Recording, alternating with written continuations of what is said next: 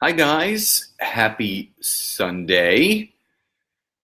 I know this isn't a Sunday night tradition for me, but I wanted to come to you guys live or on the replay and just have a little talk before we start our weeks coming up and winding down the week. Hi, Mary Jane. Hi, Annette. So, little Sunday conversation. Just we want to make every day, every week epic. But what I have found is that there are some things that hold us back. Hi, Doug. Hi, Caitlin. Thank you for jumping on. Hi, Robin. And, I was at my cousin got married yesterday. So Mazel Tov and congrats again to Alyssa and Jimmy. We had a wonderful time. Hi, Carol. Hey, guys, say hi and where you're coming in from. And, I was, my 91-year-old beautiful grandmother was there and some old cousins I hadn't seen for a while. And it was just a lot of really good family time. Hi, Charity. Hi, Betsy. Hi, Jen. So I wanted to talk about tonight, and I want to have this conversation with you guys, or some things that hold us back. So hi, Suzanne, in the chat box below, type into some things that you feel hold you back, or people that you've spoken to in your business, on your team, in life. What are some things that you hear from yourself or other people that hold you back? And I have 3 written down that I most commonly hear, or at one point I suffered from. And I want to go over these 3 things and obviously what we can do about them, because there is a solution for every problem. So Doug says, my stories, depression, excuses. Hi, Crystal. Suzanne says, too much to do, trying to be a perfectionist to get it done, so doing nothing. So getting ready to get ready. So what are some other things that you find yourself holding onto, or that are holding you back? Charity says, about things that were done to me unwillingly. Okay, so our past. So again, these are all things, and these are great because I'm actually going to write these down after we're done. Hi, Lisa. I have a physical, real illness now. Excuses, negative mindset. Hi, Patty. Hi, Gina. Low energy. So I was asking everyone, what is something in your life right now, or you hear from other people, of things that are holding you or themselves back? Because this is important. And, obviously there's a lot of things that we could talk about. But I'm going to talk about some of the things that I hear most often. So, number 1, money. And, sometimes money can be a very uncomfortable thing for people to talk about. It breaks my heart when I speak to people that are my age and older that are still living paycheck to paycheck. They're living week to week. They don't have savings. They are basically living day by day. And again, there's nothing wrong with that. Carol says she hears that all the time. Hi, Brian. Claire says, my view of myself as a senior. Well, again, Claire, that's a story, but we're going to touch on that. Hi, Amy. Hi, Marilisa. So you have to understand, your relationship with money, paycheck to paycheck, sucks.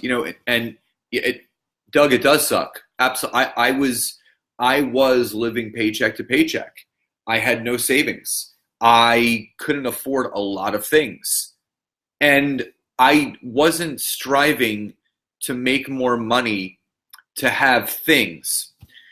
I was striving to earn more income so I can do more with my life, travel, worry less. And I was talking to my brother-in-law, who owns his own business. He's an attorney. And there was a song on. And it was a song by Biggie Smalls, Faith Evans, and Puff Daddy, called Mo Money, Mo Problems. And, we were talking, like, it was just it was an off-color conversation. And I'm like, you know what, Jace? I'm like, I don't know if I necessarily believe that. For me, when you have more money, you have less problems because you can solve a lot of the problems that we have. So if you have credit card debt with more income, that can be paid off. If you have student loan debt with more money, that can be paid off. With anything, with your kids' college tuition or education, that can be paid off. If you want to go on vacation, but you can't afford the plane ticket or the hotel, that can be paid for.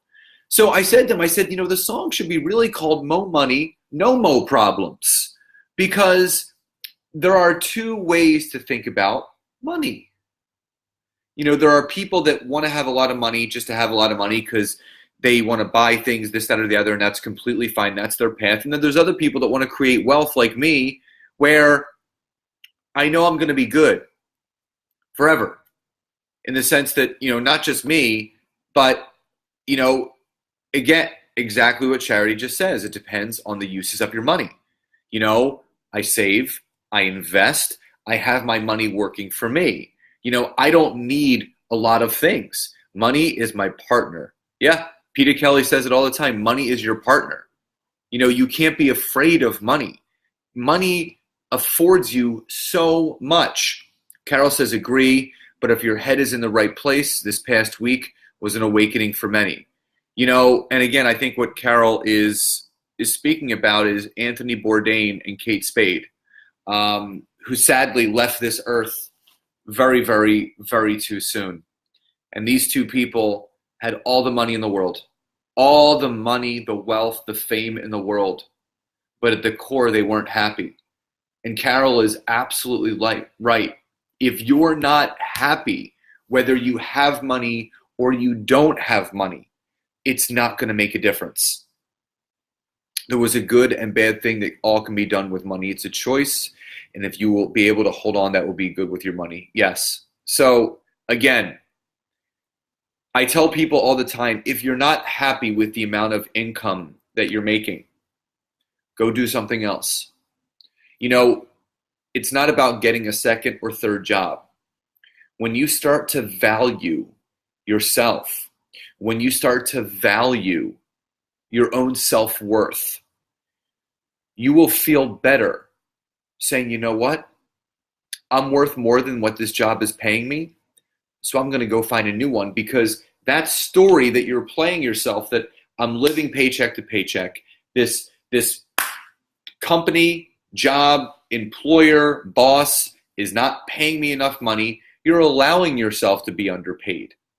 And Charity says, believe we are all able to be able to enjoy and life with it also. Yes. Richard says, to live well, you must invest well. Absolutely, my brother. Hi, Lori. Welcome. So again, have a better relationship with money. Everybody on here that is not making the income that they deserve, you do deserve it. And when you start to change that story and say, you know what? I do deserve to earn more income. I do deserve to make more money. And guys, I really encourage you to like and share this so other people can see this message, because there are so many people out there hurting every single day, just hurting because they can't afford to live the best life possible. And they know it's out there. They just don't have the mindset yet to achieve it. So share this information to your teams, to your personal page, because there are people in your life that you can close your eyes and you can think about how an extra $500 a month could help them. What's up, Jabri? Hi, Lisa. So number 2, this leads right into it. Another thing that holds you back from stepping into your power is your job, is your work. Now, I want you guys to be open and transparent. Now, not your network marketing business, your regular day-to-day job. If you don't have a network marketing business, I want what you do for a profession outside of your side hustle. Be honest with me. Yes or no, do you love what you do? Outside of any other side hustle or opportunity that you're involved with, your regular day-to-day job, your 9 to 5, the thing that pays the bills, that is keeping you paycheck to paycheck, do you actually like what you're doing? And I want you guys to honor this feeling. I want you to honor your honesty. And Crystal says no. Thank you, Crystal. And everyone else should be saying how proud they are of Crystal for acknowledging this. So way to go, because this is powerful for people to acknowledge that they're not happy. And I want people, if you are happy, say, yes, I love what I do, because that's important too. You should love what you do. Every single day, you should be getting up and just so excited. Charity says, not just partying all the time with your money either. To use it for the good and enjoy the good that you have done and bless yourself a little bit too. Absolutely. Patty says, not anymore. Carol says, my work inspires me. I love that. That is everything. Because you have to, if you're acknowledging that you don't like what you do, yeah, Crystal is so brave. If you're not acknowledging, that's the first step, is acknowledging that you're not happy with what you're doing. Because now that you know, it's there, it's in your face, it's prevalent, you can now take that and then step into that power and say, you know what? I deserve more. I deserve better, because you are worth it. Linda says, I love what I do. It's who I am, but I can't continue, so I'm trying to find a new path. Just go for it. Amy says, I'm a single mom, 4 kids. I can't really work outside at the home, and I want to be able to have extra money to give my kids everything they could want. So Amy, right there. What's up, Jordan? Amy, right there. I want you to go back and I want you to read that message over and over and over again. Because if that message doesn't inspire you to do more, I don't know what will, because that gave me chills. That's making me inspired to do more. And Patty says, I enjoy helping people, but healthcare has become a business, not compassionate. Love that. Amy says, I make candies from home and tattoo from home. That's how I make money. You know, again, Amy, you have all the talent in the world to create whatever you want. Hi, Dana. Richard says, my regular job is front desk security in an upscale condo. I love my job and I love the people. Richard, that's amazing. It's great. You know, you're contributing, you're keeping people safe, you're interacting with wonderful people. But back to Amy, you deserve better. And you can do more with what you're doing. And if your why is to provide a wonderful life for your kids, then that's what you're going to do. And you're going to make it work any way you can. Because if there's a will, there's a way. I know you hear these things all the time. And everyone regurgitates the same information, but you need to hear it. I don't want you guys just to be on here to listen to me. I want you to hear what I'm saying. I am your vessel. I've realized this, whatever is on my heart, it's because you guys are feeling this in some way, shape, or form. You guys are feeling what I'm saying. You guys are financially hurting. You're not enjoying what you're doing. You're trying to find other ways. There is always a way. So the last thing that I want to talk about with you guys that I truly feel holds people back from really stepping into your power are people. Our people. It's the people that are around us every single day. It's our friends, it's our family, it's our loved ones. But this doesn't mean that you should disown your family, your friends, or your loved ones. This just means that you have to understand that every single person is on their own path.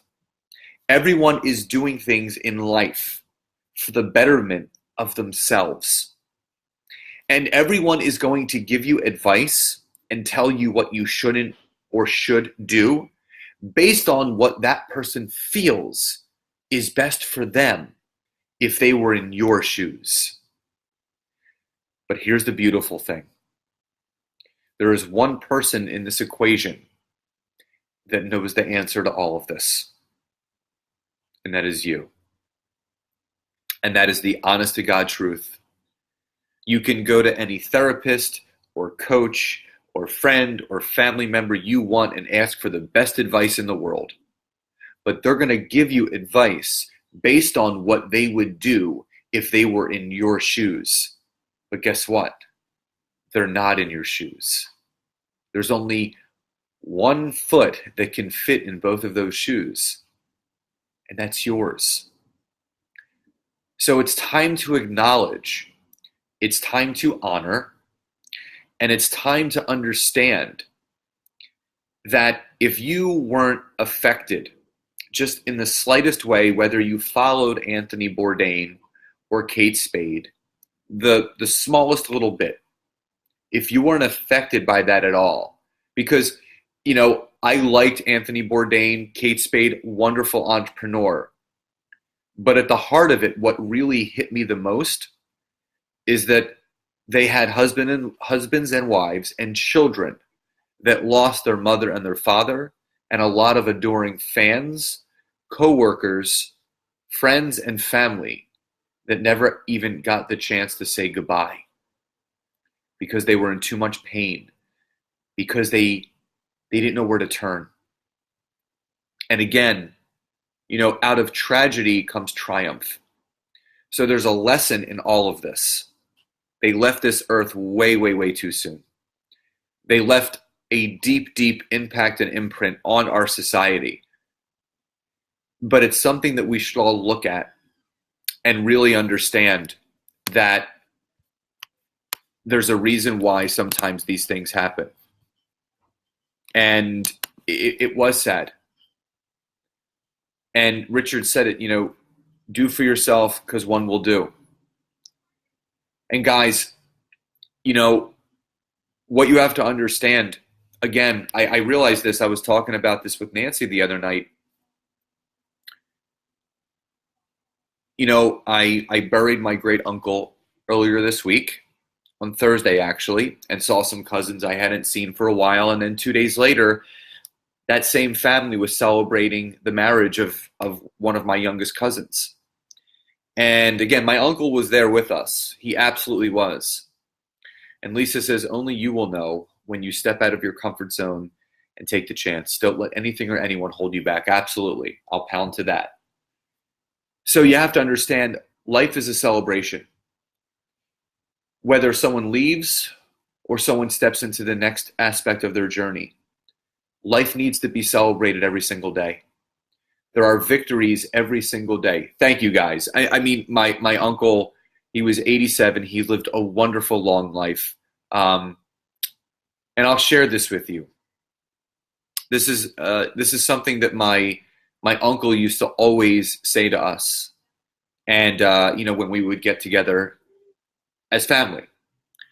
And he actually said this to me a few weeks ago. We were at a family event, and he said, Scott, just remember, family is everything. And that's how my uncle felt, because, again, we may not get along with all of our family. We may not agree with all of our family. And sometimes your friends are your family, but family is everything. I just feel so grateful and so appreciative that we have this ability now with social media and Facebook Live, with this kind of thing where we can like, even though you guys are on your phones or on your computers just sitting there just watching me and typing, like, we're hanging out right now. This is a thing where it's been able to bring us together. And this is such a beautiful way to spend a Sunday night. And now my wish for all of you is to take something from this Sunday conversation and share it with someone that you love. Text or call someone after we end this and just let them know that you love them and you care about them and that you were thinking about them. Because you don't know when the last time it's going to be. And Clara says, yes, we all have hope to offer as we walk along with others, but responsible for myself. Love it when family are also friends. Absolutely. So guys, I want to wish you a wonderful, blessed, and incredible Sunday evening. And as I enjoy my red blend, I just wanted to cheers each and every one of you. And again, take some time after we end this live, reach out to someone that you love and you care about so much that you maybe not have talked to in a while, and let them know how much you love them, how much you honor them, and how much you appreciate them. So again, enjoy the rest of your Sunday nights. I don't even know what day it is anymore. Amy says, it always feels good to hear that someone loves you, even though you know it always feels good to be reminded that you're appreciated. Well, I'm here to tell you guys that I love each and every one of you. I honor and appreciate all of the journeys that you're on. Don't move back. Always move forward, because that's one step closer to achieving the life that you truly deserve.